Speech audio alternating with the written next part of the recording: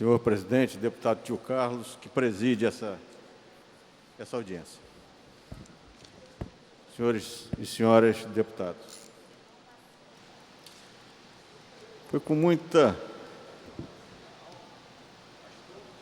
preocupação que vejo no jornal que uma discussão a propósito de um projeto de iniciativa do governo estadual, um projeto que cria um fundo de equilíbrio fiscal, um fundo estadual de equilíbrio fiscal, para garantir, segundo o governo, exatamente que o funcionário, os servidores públicos e despesas essenciais sejam pagos com as reservas oriundas desse fundo. E o grande recurso, a origem principal dos recursos desse fundo, que foi discutido aqui e foi aprovado nessa casa, viria exatamente daquelas empresas que receberam isenção fiscal. A diferença entre o valor a ser pago e o valor da isenção, 10% disso essas empresas estariam reservando para esse fundo. E eu me lembro bem, senhor presidente, senhores deputados que participaram dessa discussão, que foi uma discussão árdua nessa casa, em que o governo garantia que os objetivos eram os mais claros.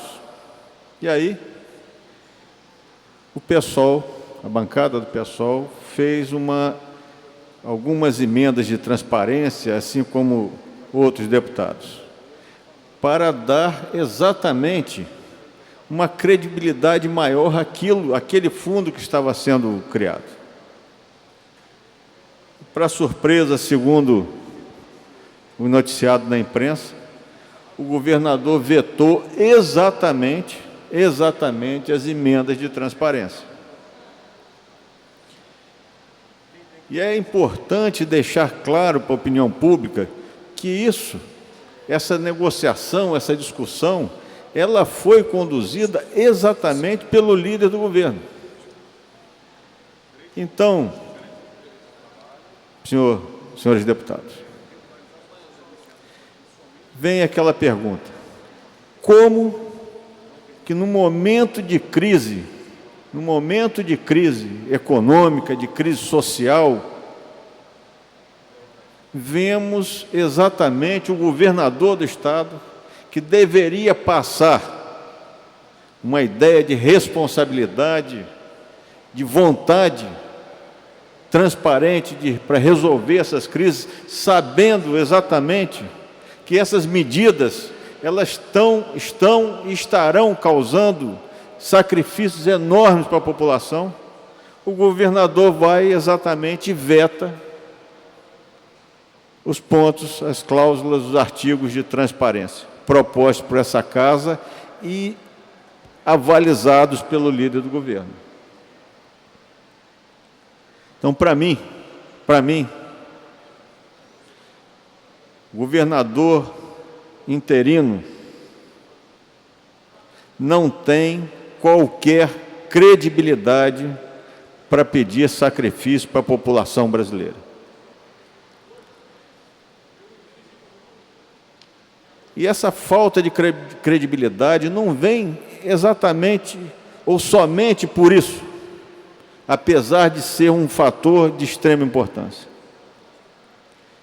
Vem exatamente porque faz parte da mesma panela do PMDB e o seu partido PP e outros mais, que se locupletaram desse país, que sangraram esse país, que sangraram a população desse país e que sangraram esse Estado do Rio de Janeiro de uma maneira extremamente agressiva, uma maneira extremamente danosa, principalmente para a população mais pobre. Então é uma vergonha. Eu venho a essa tribuna e tenho vindo aqui várias vezes, eu já me sinto desanimado de ficar aqui repetindo essa mesma coisa. A quantidade de absurdos que esse governo interino e o governo não interino do Pezão fizeram ao longo desses quase 2 anos, demonstra claramente que não tem qualquer interesse público, não tem qualquer interesse cidadão, não tem qualquer interesse nem de misericórdia com a população desse Estado. Porque vemos aí pessoas morrendo nos hospitais, vemos aí pessoas sem receber salário, vemos aí pessoas morrendo em função de não receberem salários que são atrasados, e vemos, e participamos aqui inúmeras vezes, todos os deputados sabem disso, garantias do governador e dos secretários aqui na cara dura, nessa casa, e que iriam pagar, queriam fazer, e no fim das contas, nada. Há uns tempos atrás estivemos lá, não foi a minha comissão, mas participamos por estar junto lá na frente pelo Pedro Ernesto, viram prometer lá recursos para as entidades, e se não houver pressão, vai ficar sem receber. Escutamos da boca do governador 10 milhões, podendo chegar a 45 milhões, e no entanto, na semana passada estava aqui o deputado Márcio Pacheco e outros deputados da frente de assistência social, dizendo que aquilo tudo não deu em nada, que não se repassou recurso nenhum. Eu escutei na Comissão de Educação a garantia pela UENF de R$1.800.000, não receberam também, parece que agora recebeu. Mas mesmo que tenha pago agora, repassado agora para a UENF, deixou de pagar durante muito tempo. Eu tive a oportunidade, deputado Valdec, de ir lá na UENF ver